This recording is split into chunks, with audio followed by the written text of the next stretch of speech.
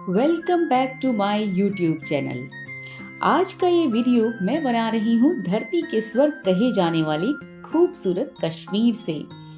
जी हाँ, प्रकृति की गोद से, क्योंकि आज मैं हूँ श्रीनगर के ट्यूलिप गार्डन में।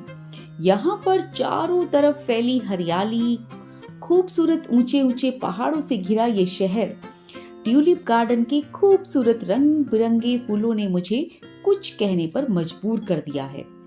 यहाँ पर घूमते और वक्त बिताते हुए मुझे ऐसा एहसास हुआ कि नेचर और इंसान के बीच में एक बड़ा ही गहरा रिश्ता है, जिसे हम अक्सर अपनी डेली लाइफ में भूल जाते हैं।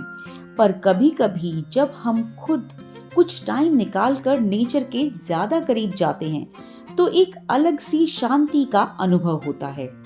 उस वक्त हम अपनी लाइफ में चल रही रोज की परेशानियों और तनाव को भूलकर बिल्कुल रिलैक्स हो जाते हैं, जो कि आजकल की तनाव भरी जिंदगी से एक ब्रेक लेने के लिए बहुत जरूरी भी है।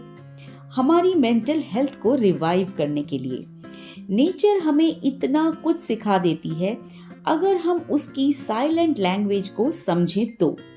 बिना कुछ बोले लाइफ के जरूरी लेसन्स को पढ़ा देने का हुनर तो सिर्फ प्रकृति के पास ही है, क्योंकि नेचर और इंसान दोनों एक दूसरे के पूरक हैं और शायद धरती भगवान की दी हुई सबसे बड़ी सौगात है। इंसान के लिए धरती उसके घर के आंगन की तरह है, आसमान जैसे उसकी छत है, सूरज चांद सितारे उसके दीपक हैं, सागर और नदियां पानी के मटके हैं और पेड़ पौधे आहार के साधन हैं। इतना ही नहीं, प्रकृति इंसान के लिए एक गुरु भी है। आज इंसान ने जो कुछ भी पाया है वो नेचर से ही सीखा है। बड़े बड़े साइंटिस्ट जैसे न्यूटन ने भी ग्रेविटेशनल फोर्स के बारे में प्रकृति से ही सीखा है। वहीं कवियों ने नेचर के करीब रहकर मोटिवेशनल कविताएं लिखी। एक आम इंसान भी नेचर के गुणों को समझकर या सीखकर अपनी लाइफ में पॉजिटिव चेंज ला सकता है। दरअसल नेचर हमें कई महत्वपूर्ण पाठ पढ़ाती है। जैसे पतझड़ का अर्थ पेड़ का अंत नहीं होता, बल्कि एक नई शुरुआत की तरफ इशारा होता है। जैसे हर रात के बाद सुबह होती है, लाइफ में भी बुरा समय हमेशा नहीं रहता, क्योंकि उसके बाद अच्छा समय तो आता ही है। और जिसने नेचर से ये पाठ पढ़ लिया यानी आत्मसात कर लिया, तो उसे असफलता यानी फेलियर से भला डर क्यों लगेगा। इसी तरह फलों से लदे मगर नीचे की ओर झुके पेड़ हमें सफलता और प्रसिद्धि मिलने पर भी हमेशा विनम्र और शालीन बने रहने का पाठ सिखाते हैं, क्योंकि कहा भी यही जाता है, झुकता वही है जिसमें जान होती है, अकड़े रहना तो मुर्दों की पहचान होती है। जी हाँ, ये बात काफी हद तक सही है, क्योंकि इसे मैंने अपनी पर्सनल लाइफ में कई बार अनुभव किया है।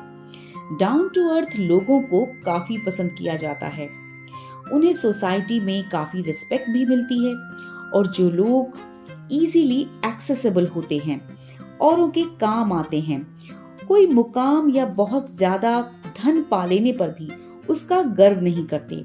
मतलब वो फलों से लदे पेड़ की तरह झुके रहते हैं। उन्हें तो इंसान ही नहीं, भगवान भी पसंद करते हैं।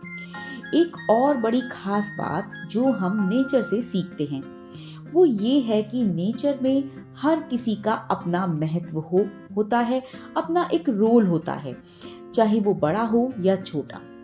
एक छोटा सा कीड़ा भी नेचर में बड़े काम का है। इनफैक्ट वो बड़े बड़े काम कर सकता है, जो कि शायद एक हाथी बिल्कुल नहीं कर सकता। बिल्कुल उसी तरह जैसे सुई का काम तलवार नहीं कर सकती। हर किसी के रोल को समझाती हुई नेचर हमें इक्वालिटी से जीना सिखाती है। पर ये सब लेसन लेने के लिए हमें रोज की भाग दौड़ वाली जिंदगी से कुछ समय तो चुराना ही पड़ेगा। और जानते हैं नेचर की एक सबसे बड़ी खासियत क्या है? वो ये है कि प्रकृति अपनी चीजों का उपयोग खुद अपने लिए कभी नहीं करती, बल्कि वो सिर्फ औरों को देती जाती है। जैसे नदी अपना पानी खुद नहीं पीती, पेड़ अपने फल खुद नहीं खाते, फूल अपनी खुशबू पूरे वातावरण में फैला देते हैं। इसका सीधा सा अर्थ ये है कि नेचर कभी किसी के साथ भेदभाव या पक्षपात नहीं करती। सबको एक जैसा प्रकाश, एक जैसे फल और पानी देती है। पर यह हमारे ऊपर निर्भर करता है कि हम उसका क्या उपयोग करते हैं और कैसा उपयोग करते हैं।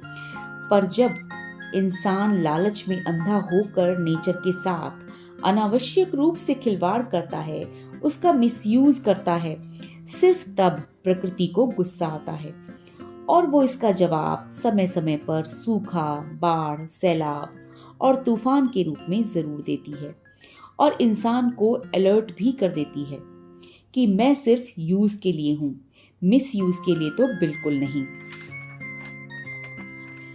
तो अगर आपको आज का ये वीडियो और नेचर को लेकर मेरी ये बातें अच्छी लगी हो, तो आप भी नेचर को लेकर अपने अनुभव कमेंट करके जरूर बताएं कि आपने नेचर से और क्या क्या सीखा, प्रकृति हमें और क्या सिखा सकती है। मिलते हैं अगली वीडियो में।